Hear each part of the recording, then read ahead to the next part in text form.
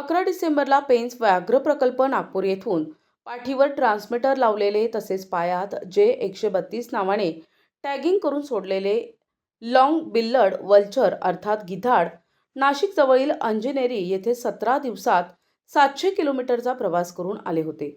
पण 2 दिवसांपासून हेच गिधाड निफाड तालुक्यातील दारणा सांगवी या गावात आल्याचे स्थानिक नागरिकांनी सांगितले.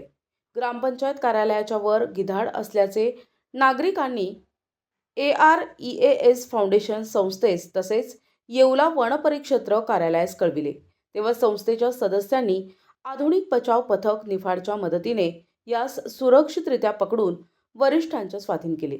यावेळी नाशिक पूर्व वनविभागाचे उपवनसंरक्षक राकेश सेपट, सहाय्यक वनरक्षक शिवाजी सहाणे, अधिकारी राहुल घुगे, वनपाल जयराम शिरसाट, वनरक्षक विजय दोंदे यांच्या मार्गदर्शनाखाली वन्यजीव अभ्यासक अमोल सोनवणे, मंगेश चारोस्कर, करण पवार, साहिल कदम यांनी तसेच आधुनिक बचाव पथक निफाडचे सदस्य भारत माळी, विजय माळी, सागर दुशिंक, वैभव दौंड, काशीनाथ माळी, कवायत इन्चार्ज अंकुश कुंड, सादिक शेख, मयूर गांगुर्डे, शरद चांदोरे, ज्ञानेश्वर पवार, रितेश निहारे यांनी गिधडास सुरक्षित पकडून वरिष्ठांकडे सुपूर्द केले.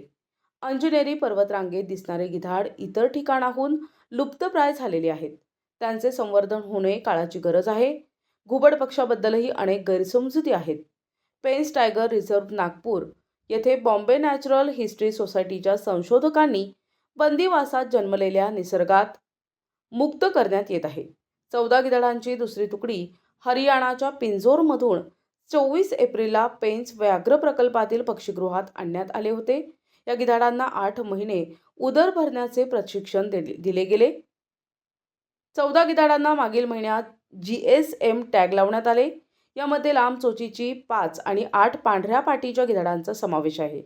या गिधाडांना जंगली गिधाडांसोबत जगण्याचे प्रशिक्षण दिल्यानंतर त्यांना नैसर्गिक अधिवासात ट्रान्समीटर लावून 11 डिसेंबरला मुक्त करण्यात आले. ट्रान्समीटरद्वारे टिपलेल्या नोंदी नागपूर, वर्धा, यवतमाळ, हिंगोली, वाशिम, बुलढाणा, जालना, संभाजीनगर मार्गे हे गिधाड नाशिकमध्ये आले.